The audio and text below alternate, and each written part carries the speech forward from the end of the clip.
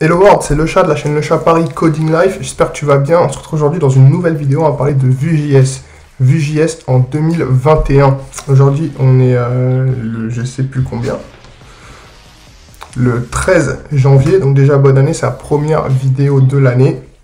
Et on se retrouve pour parler de Vue.js. Donc, qu'est-ce que Vue.js? Vue.js est un framework JavaScript front-end qui est une librairie et un framework d'ailleurs, qui permet de faire des interfaces utilisateurs, du coup de gérer toute la partie front-end d'une application web. C'est quoi la différence entre une librairie et un framework? Une librairie, c'est du code qu'on va venir brancher à notre site. Notre site peut fonctionner indépendamment d'une librairie. Ça fonctionne un peu comme jQuery, une librairie. Tu viens la brancher à ton site et tu peux utiliser les fonctionnalités à laquelle elle te donne accès. C'est comme aussi la librairie JSAP, l'animation qu'on a utilisée dans les précédentes vidéos d'animation web. Et le framework, c'est ton site qui est, lui, codé, programmé autour de ce framework. Donc, le site ne peut pas fonctionner indépendamment du framework. Là où la librairie se branche, le site peut fonctionner indépendamment. Le site, lui, est construit autour du framework. Donc, Vue.js, c'est un framework qui permet de faire des interfaces utilisateurs front-end. Nous, on va, dans la suite des vidéos Vue.js qu'on va faire, cette vidéo est bien évidemment une introduction à une suite de vidéos Vue.js. On va utiliser Vue.js comme ça s'utilise dans le milieu professionnel, donc en tant que framework. La plupart des projets dans lesquels Vue.js est utilisé sont vraiment construits autour du framework. Et du coup, il y a toute une nouvelle syntaxe qui rentre en jeu. Et on va utiliser avec Vue.js des fichiers qui ont une extension .vue. Ces fichiers se composent en trois parties. La première partie, c'est le template. C'est là où on va construire vraiment tout notre HTML, tout le templating du site. La deuxième partie, c'est la partie script. Donc, dans la balise script, on écrira le JavaScript. Et ensuite, la troisième partie, c'est la balise style. Là où on va écrire le style. Donc, ces trois balises peuvent être interverties. On n'est pas forcément obligé de mettre ces trois balises dans ce sens-là. Maintenant, par convention, je crois que ça se fait dans ce sens-là. La partie template, donc j'ai dit, c'est là où on va pouvoir utiliser notre HTML, mais ce ne sera pas du HTML normal, ça va être du HTML dynamique. On va lui injecter du JavaScript. On peut notamment voir que là, on a un component Hello World avec un message. On reviendra sur ce que sont les components plus tard. La partie script, ça va être une balise script qui va se composer tout d'abord de nos imports, nos différents imports, comme on peut voir là, où on importe le component Hello World, mais surtout d'une balise export default qui aura plusieurs paramètres qui sont là où on va vraiment écrire notre JavaScript. Et la balise style va vraiment être semblable à la balise style dans un fichier HTML et on va vraiment rien avoir de spécifique à Vue.js lié à notre style. Ce qui va être plus spécifique, si vous ne faites pas de ça, c'est qu'on va vraiment utiliser la balise style avec du Sass pour aller plus vite, mais ça n'a rien à voir avec Vue.js. Et du coup, on va s'attarder un peu sur la balise script. La balise script, elle est composée de l'autre import d'Hello World, donc le component qu'on a vu juste avant dans la balise template, mais aussi d'un objet export default qui a plusieurs paramètres. Le paramètre name, le paramètre component, le paramètre mounted qui se réfère au cycle de vie de notre composante Vue.js, donc de notre fichier Vue.js. On reviendra sur ce que c'est plus tard. Et une partie fonction, une partie méthode qui va définir toutes nos fonctions qu'on va utiliser. On peut notamment voir que dans la méthode, on définit une fonction sayHello qui est utilisée dans la partie mounted. Donc qu'est-ce que c'est tout ça, mounted méthode? En fait, une application Vue.js, une application web faite en Vue.js, c'est plusieurs composantes. Ce qu'on appelle des composantes, ça va être par exemple un header. Imaginons un header. On ne va pas le refaire plusieurs fois. Tous nos sites, enfin toutes les pages de notre site ont le même header. Donc un component, ça va être un bout de code qu'on va faire qu'une seule fois et que au lieu de réécrire, on va rappeler ce bout de code plusieurs fois dans nos fichiers. Voilà ce que c'est un component. Et on peut voir sur le screen de notre application, enfin sur le screen de l'application Vue que je vous montre, que le component Hello World est appelé. Et dans ce component, il y a du bout de code et tout ce code va être appelé dans notre site et visible. Là, dans la partie script, donc pour revenir à la partie script, parce que c'est la partie script qu'on parlait, dans la partie script, on voit qu'il y a le nom de l'application qui est le nom qui va être lu par l'application dans le DOM virtuel, parce que Vue.js génère un DOM virtuel, n'interagit pas directement avec le DOM, mais génère plutôt un DOM virtuel. Ça, c'est des notions qui sont très compliquées à comprendre, et c'est pas forcément le plus intéressant maintenant. On peut approfondir ça plus tard, mais pour vraiment comprendre la logique de Vue.js, on va pas s'attarder sur ce système de DOM virtuel. Donc, c'est pas grave. Tout ce qu'on a à savoir, c'est que le nom app, c'est ce qui va être lu dans Vue.js pour la compilation, etc., ou dans lequel on va référencer. C'est le nom qu'on va référencer si on fait appel dans d'autres parties de notre application Vue. C'est pas le nom du fichier. Par convention, les noms dans le export default sont les mêmes noms que le fichier. C'est pour pas s'emmêler les pinceaux. Bref, on passe vite. Les composants. Donc le component, en dessous, la section composants, c'est un bout de code qu'on aura créé, comme je t'ai expliqué, par exemple pour un header, qu'on va appeler et instancier ici. Donc au-dessus, la ligne 12, on importe le component et on l'instancie dans un objet component, donc à la ligne 17, et l'objet component s'ouvre à la ligne 16 et se termine à la ligne 18. En dessous, on a le mounted. Qu'est-ce que c'est le mounted? En fait, un component Vue.js, une application même Vue.js a ce qu'on appelle un cycle de vie, qui peut être décomposé en, disons, 3-4 parties. Il y en a plus, mais on va retenir pour parler dans cette explication 3-4 parties, le created, le mounted et le destroyed. On va retenir ces 3 parties-là. Donc, qu'est-ce que c'est? Created, c'est au moment où le Vue.js ou le navigateur, le DOM virtuel, va créer votre application. C'est vraiment le moment où il va lancer la création. À ce moment-là, on pourra faire un appel de code. Le mounted, c'est le moment où l'application est montée. Donc, c'est vraiment l'application est terminée, tous les fichiers ont été chargés, tous les appels ont été faits. Le code qu'on va rentrer dans le mounted sera appelé à ce moment-là.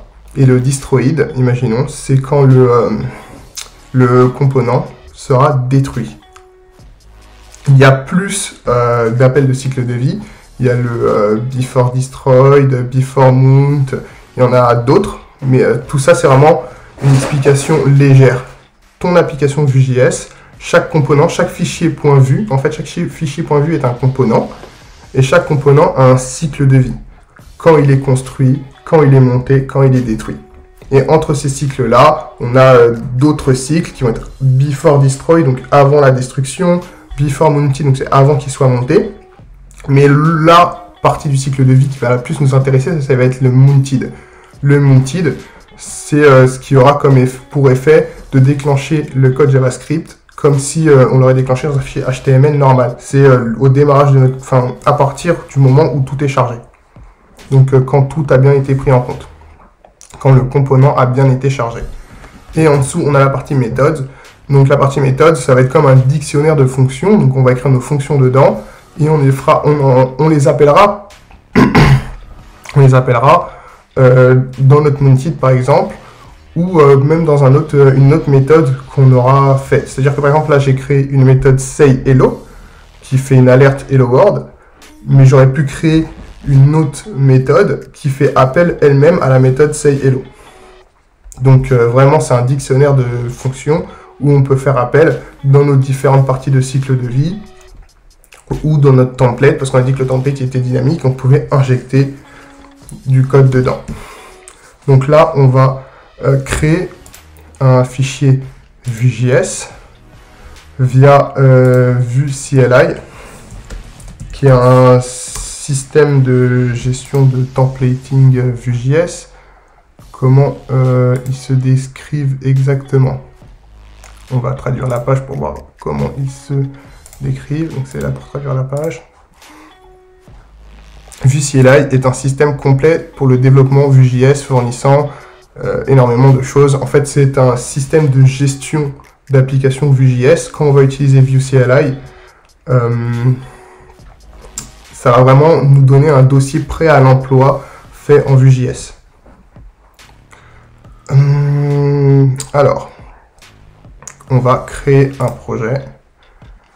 Donc on va sur la section créer un projet, je vais remettre en normal, donc en anglais. Et du coup, pour créer un projet Vue.js, il faut dans sa console, créer un projet Vue.js avec Vue CLI, il faut dans sa console utiliser la commande Vue create hello world. Mais avant, il faut l'installer. Donc moi, je ne l'ai pas installé parce que je l'ai déjà installé. Mais pour l'installer, c'est simple. Il faut, si vous utilisez npm, faire npm install-g @vue/cli. Et donc -g, ça va installer Vue CLI dans tout l'ordinateur et pas seulement pour le projet qu'on va utiliser. Donc là, il y a d'autres choses pour upgrade notre version de Vue CLI ou quoi. Mais vraiment, si vous voulez suivre ce tuto, on installe, vous ouvrez la console, donc le terminal, et vous copiez-collez cette ligne, ça va mouliner, c'est-à-dire que ça va installer quelque chose, et quand ça sera OK, bah, ça vous marquera OK. Après, nous, on crée le projet. Donc là, c'est-à-dire quand l'installation est déjà faite, on va créer notre projet. Donc, Vue create hello-world. Ah, je vais d'abord le créer sur mon bureau. Donc, ls pour voir tous les dossiers qui sont disponibles. Et je crois que desktop, c'est le bureau. Donc, cd desktop. cd, c'est pour aller dans le dossier desktop. Là, je suis dans le dossier desktop et je fais Vue create. Et je ne vais pas l'appeler hello world, je vais l'appeler first Vue app. Donc là, on va vraiment faire des choses basiques, on va faire une chose basique, on va regarder un peu qu'est-ce que c'est qu'un fichier Vue.js, comment que ça se passe, on va créer un component et je pense qu'on va s'arrêter là. Donc là, please pick a preset default. Alors on va choisir default. En espérant que default, ça soit pas une configuration que j'ai moi-même préalablement configurée, parce que je sais que quand on te demande la première configuration que tu fais, on te demande oui, voulez-vous que cette configuration soit configuration par défaut ou quelque chose comme ça, pour que ça soit un peu plus simple. Donc là, je vais laisser mouliner, et dès que ça aura fini de mouliner, je vais faire un petit montage pour qu'on se revoie. Ok, donc ça a terminé à installer, et là, ça nous dit Successfully create project first Vue app, get started with the following command. Donc tu peux commencer en suivant les commandes. Et la première commande c'est cd first Vue app. Ouais, je ne regardais pas le clavier, je tapais sur la mauvaise touche. Et après npm run serve. Donc npm run serve, à quoi ça sert? Ça va compiler l'application et créer un serveur où on va pouvoir voir les modifications qu'on fait sur l'application, et c'est en live reload. Donc à chaque fois qu'on va sauvegarder, les modifications vont se faire et vont se montrer sur la page web qui sera ouverte. Donc là sur mon port 8081, ça m'a ouvert une page où on voit en fait ce qu'il y a dans notre dossier. J'ai mis sur mon deuxième écran, mais tu vois pas le deuxième écran. Donc on voit ce qu'il y a sur le dossier Vue.js qu'on vient d'installer. Donc pour bien voir, alors c'est autre chose, pour bien voir de quoi ça parle, on va ouvrir tout de suite ce fichier qui est first app Vue juste là. Moi je vais l'ouvrir dans VS Code, donc VS Code qui est mon IDE. Je te conseille d'utiliser aussi VS Code, mais si tu en as un autre, c'est pas forcément très grave. Et quand on ouvre le dossier, on voit qu'il y a plusieurs dossiers. Il y a un dossier Node Modules, qui va être plusieurs dépendances que Vue.js utilise pour bien faire fonctionner, enfin que Vue CLI utilise pour bien faire fonctionner notre projet Vue.js. Il y a un dossier public qui va être qui comporte un fichier index.html et un fichier fileicon.icon. Donc ça c'est le fichier sur lequel va venir taper le navigateur et qui après va être relié à plusieurs trucs qui vont montrer ce que nous on va faire. Et ce qui nous intéresse vraiment, c'est le dossier source où dedans il y a les assets, donc c'est les différentes images, fontes, enfin c'est le dossier où on va vraiment mettre tout ce qu'on a besoin. Un dossier component avec le component hello world et un fichier app.vue. Donc le fichier app.vue c'est quasiment le même que je t'ai montré tout à l'heure dans les diapositives, parce que c'est un fichier que j'avais un peu retapé où j'avais rajouté juste la fonction sayHello et le multi des quelques, voilà, 2-3 trucs.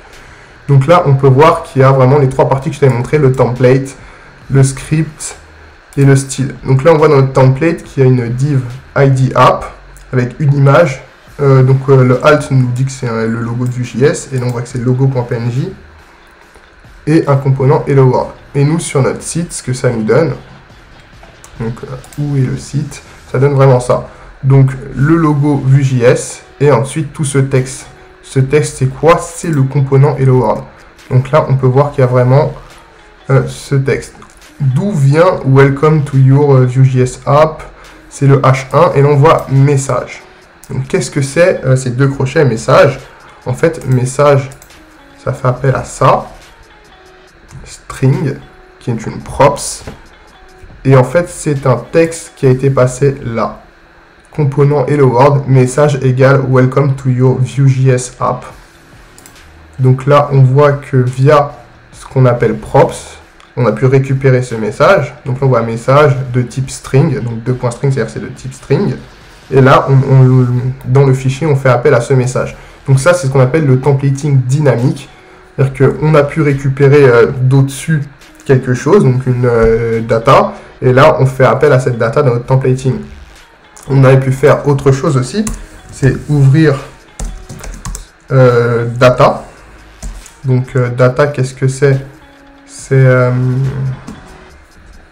je crois même pas que c'est comme ça que ça s'ouvre, hein. Je dis n'importe quoi. C'est data, c'est une fonction, une méthode, une fonction qui return, return des data. Voilà, c'est comme ça que ça se passe. Et en fait, dans cette fonction data, on va pouvoir retourner plusieurs données. Donc imaginons que je vais nommer une donnée que je vais appeler Toto, et dedans je vais lui mettre Toto, donc c'est une donnée de type string Toto, et je vais pouvoir, ou de type string ou il y a caractère Toto, et à la place de faire l'appel à message ici, je vais pouvoir faire l'appel de Toto. Et du coup, on voit que là sur notre site, ça a changé, on n'a plus le message, mais on a Toto. C'est ça le templating dynamique vraiment. On va recommencer, on va créer un component ensemble pour voir un peu qu'est-ce que c'est. Donc là, je vais supprimer le component Hello World. On va créer un nouveau fichier dans notre dossier component, tiens. On va l'appeler test.vue. Et on voit qu'il n'y a rien. Donc, comment on crée un component Vue.js? On a vu que c'était en 3 parties. Donc, la partie template. Ah oui, il faut que j'ouvre la balise directement. La balise template, donc qui va contenir notre HTML. La balise script, aussi j'ouvre les guillemets. Script qui va contenir notre JavaScript et notre export default. Et la balise style qui va contenir notre style. Il faut savoir une chose, c'est que la balise template ne peut contenir qu'une seule balise. Qu'est-ce que ça veut dire? Quand on ouvre une balise template, il faut directement choisir une div avec un nom. Donc on va mettre par exemple test. Donc c'est notre div de test, notre component test, donc on va l'appeler test. Et c'est dans cette div-là qu'on va créer tout notre code. On va commencer, et ce qu'on va faire, c'est qu'on va faire pareil que sur le component Hello World, on va essayer d'afficher un message pour qu'on puisse bien comprendre comment ça fonctionne. Donc imaginons qu'on ait un P, et dans ce P-là, on va vouloir écrire un message, mais un message différent à chaque fois qu'on fait l'appel de ce component. C'est-à-dire qu'on va faire 3 fois l'appel de ce component, et on va mettre, imaginons, Toto, Tata et Titi. Donc là, je vais créer une props, comme on l'a vu, dans le fichier Hello World. Il faut mettre 2 points. Et aussi, je ne vais pas oublier de mettre le name. Donc le name, c'est test. Dans notre props, maintenant, on va créer un message. Donc on va l'appeler par exemple message. Comme la dernière fois, donc comme dans le fichier Hello World, ils l'ont appelé message et ils lui ont donné le type string, c'est-à-dire qu'on spécifié que c'était le type string. Mais nous, on n'a pas forcément besoin de spécifier que c'est le type string, parce qu'on s'en fiche un peu. De quel type c'est, maintenant ça peut être sympa de spécifier. Et on va faire l'appel de ce message ici. Pour faire appel à du JavaScript dans le templating, il y a quelque chose à faire, c'est ouvrir les doubles crochets. Donc double crochet après message. Et c'est en ouvrant les doubles crochets qu'on sait qu'on va faire appel à du JavaScript dynamique. Donc là, on a créé notre component test.vue qui est juste en fait une balise P, parce que ce que ça rend au final c'est ça, c'est une balise P avec un message qui va venir d'une props. On a vu que les props en fait c'est ce qui permet de faire passer une donnée d'un parent à un enfant dans le système de hiérarchie. Là on va appeler le component test. Donc pourquoi je dis on va appeler le component test, c'est parce que je voulais te montrer directement comment on utilise les props, mais pour utiliser les props il faut d'abord appeler le component. Donc on importe notre component test comme ils ont importé le component hello world. Import test, donc nous on l'appelle bien test.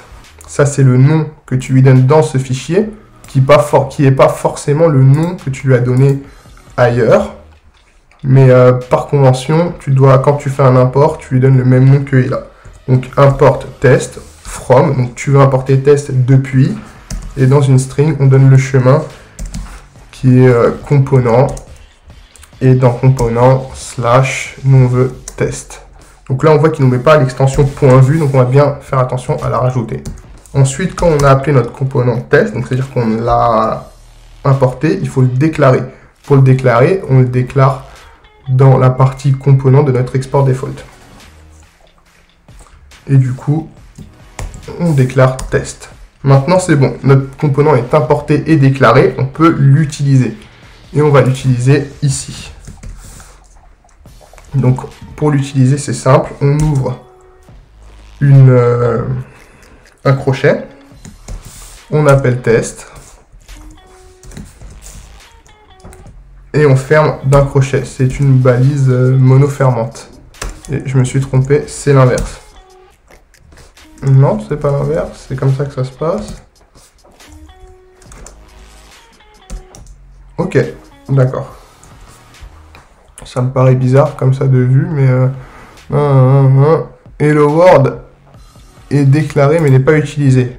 Donc ça c'est une spécificité de Vue.js, c'est que Vue.js te fait économiser des lignes et t'impose via les conventions de SLint des règles de code. Tu ne peux pas importer quelque chose que tu ne vas pas utiliser, c'est débile, ça te fait gaspiller du code, donc il te le spécifie. Donc là je l'ai commenté. Et il me dit message is not defined. Donc message n'est pas défini dans notre component test.vue. Puisqu'on ne l'a pas défini. On a importé notre component test, mais on n'a pas défini message. Donc une props, ça se passe comme ça, comme on a vu dans le component hello world. Message égale. Et là, on met, imaginons, Toto. Message is not defined. Si, message is defined. Message is not defined. Pourquoi il me dit message is not defined? Et là je me dis, ah parce que j'ai pas appelé depuis props. Donc là quand je fais mon système de templating, je mets $props point message. Donc c'est le message qui vient de props. Et c'est toujours pas bon.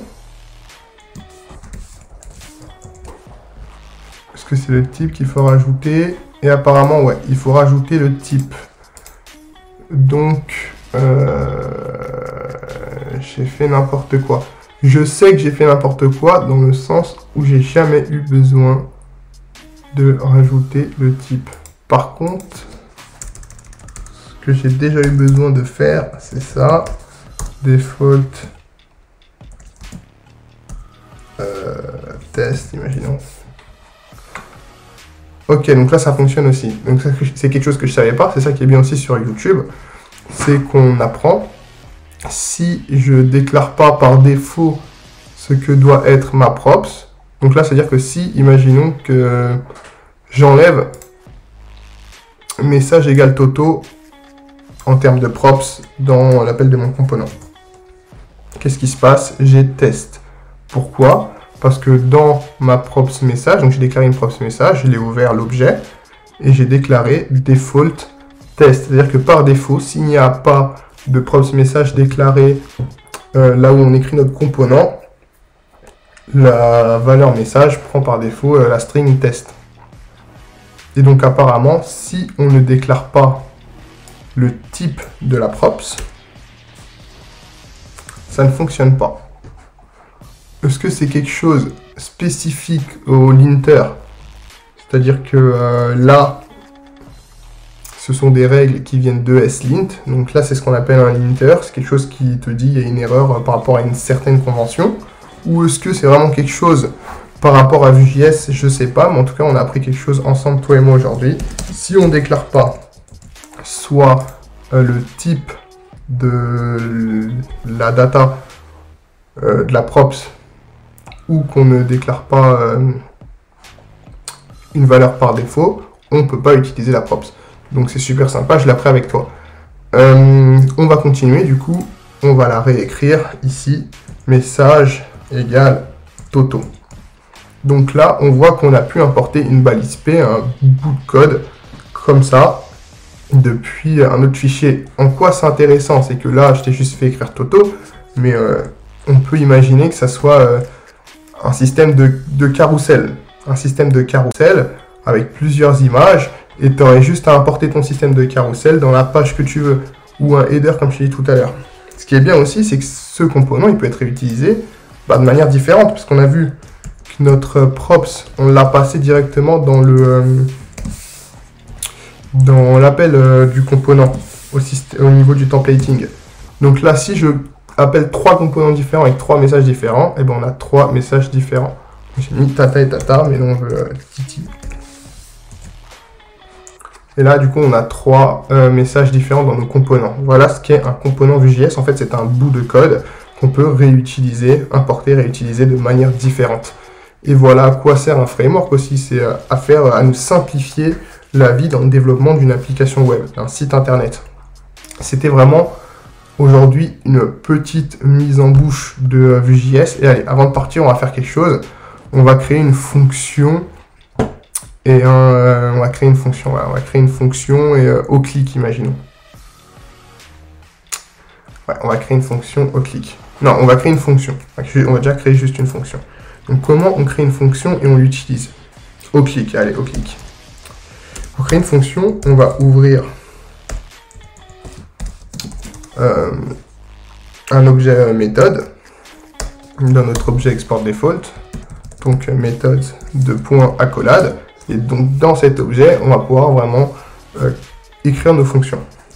Donc on va créer une fonction say hello.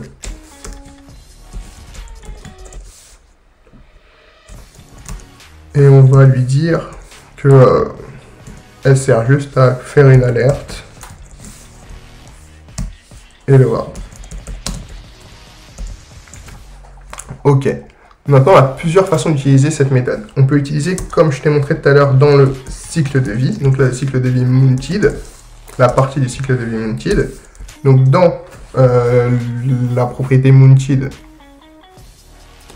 c'est pas une propriété, c'est une méthode. C'est pas une méthode, c'est une fonction. Bah, en fait, ça s'écrit comme une fonction, mais je sais pas exactement c'est quoi. On va dire que c'est une méthode, ça s'écrit comme une fonction. Dans la méthode mounted, je peux faire appel à sayHello. Pour faire appel à mes méthodes dans mon cycle de vie mounted, si je dis méthode partout, on va plus s'y retrouver. Donc dans mon cycle de vie mounted, dans la partie de mon cycle de vie mounted, pour faire appel à cette méthode, je dois utiliser this. This.sayHello. Pourquoi this?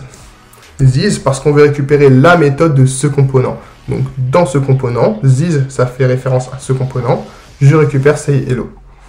Et du coup là, on voit que sayHello, donc l'alerte hello world s'est déclenchée. Si je recharge ma page, donc au moment où mon component est monté, c'est-à-dire même avant d'afficher le texte, donc tout est chargé, tout est monté, mais il n'a pas encore affiché le texte, donc toutes les parties, il me demande mon alerte.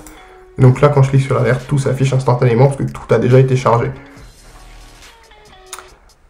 Mais on avait dit qu'on pouvait aussi, faire du clic. Donc comment on utilise un événement de clic en Vue.js?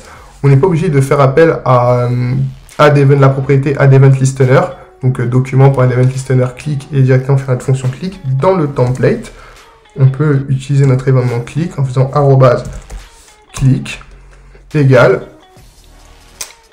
Et là, on appelle sayHello. sayHello. Voilà. Et là, quand je vais cliquer sur le premier component test, on va avoir say hello. Non, alors je vais recharger. Ça ne fonctionne pas. J'ai bien sauvegardé. Ah, peut-être que j'ai oublié les parenthèses par contre. Say hello.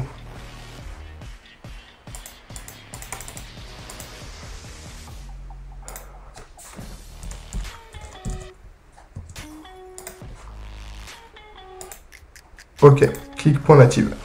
Alors, pour que le clic fonctionne, j'ai dû mettre l'extension .native au clic. C'est quelque chose de spécifique dans Vue.js. On peut aller rechercher la définition exacte. Allez, c'est parti. .native Vue.js. Ça, je ne veux pas dire n'importe quoi. Non, c'est pas Vue native. Mais donc, click.native. Événement personnalisé. Comment def native. Alors voilà, .native. Il peut arriver que vous souhaitiez écouter directement un événement natif sur l'élément racine d'un composant. Dans ces cas, vous pouvez utiliser le .native modificateur pour Veon. Cela peut être utile parfois, mais ce n'est pas une bonne idée lorsque vous essayez d'écouter un événement très spécifique comme... ok, d'accord. Donc là, je vais pouvoir bien expliquer ce qu'il disait. En fait, imaginons qu'on ait une div avec dedans des images et dedans du texte. Comment on sait quand tu cliques sur quoi tu as cliqué? Si imaginons que mon component là aurait été dans une image qui est elle-même dans un wrapper de plusieurs images, donc une autre div, comment l'application web sait qu'on clique sur le texte Toto et qu'on ne clique pas sur la div qui est au-dessus, qui enveloppe Toto. En fait, le .native permet vraiment de dire quand tu cliques à l'endroit où est cette div-là, même si elle est enveloppée dans d'autres divs, tu cliques sur cette div. C'est-à-dire que tu cliques bien sur ce truc-là, tu me génères l'événement qui est lié. Donc la fonction en callback sur l'événement. Je pense que quand j'avais pas mis le .native, en fait, je cliquais et ça cliquait sur le document, en fait. Ça cliquait sur le document. C'est comme ça que l'application interprétait. Et le .native permet vraiment de mettre l'accent sur le fait que quand on clique à l'endroit où est notre component test, on veut vraiment que tu prennes en compte qu'on a cliqué sur ce component-là. Voilà à quoi sert le .native. J'espère que ça a été cool pour toi. On a vu beaucoup de choses. C'était un peu le bordel, mais on a vu beaucoup de choses. On a vu des événements, donc l'événement click dans le templating. On a vu ce qu'était un component, on a vu où intervenait le cycle de vie Mounted, enfin le Mounted, la partie du cycle de vie Mounted. On a vu comment référencer nos fonctions dans l'objet méthode.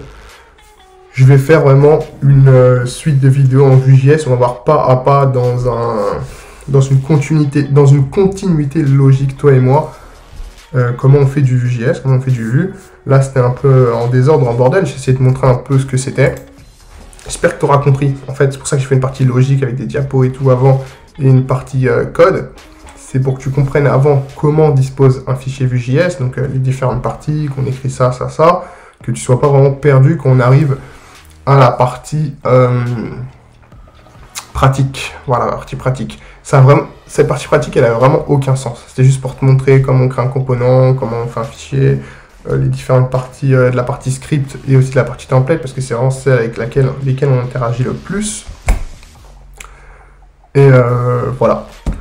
Donc si tu as bien aimé, mets un pouce bleu, lâche un commentaire si tu sais pas quoi dire, mets juste un pouce même dans les commentaires, un petit smiley, ou sinon dis-moi que tu as envie d'une suite sur Vue.js. Si t'as pas aimé, bah, mets un pouce rouge aussi, parce que ça fait marcher l'algorithme, et l'algorithme il ramène des gens après sur mes vidéos qui, eux, vont aimer et vont mettre des pouces verts, donc c'est plutôt pas mal. Abonne-toi, regarde mes autres vidéos, reste à l'affût pour la suite des vidéos sur Vue.js qui arrive si t'aimes le JavaScript et que t'aimes Vue.js. C'était Le Chat, la chaîne Le Chat Paris Coding Life.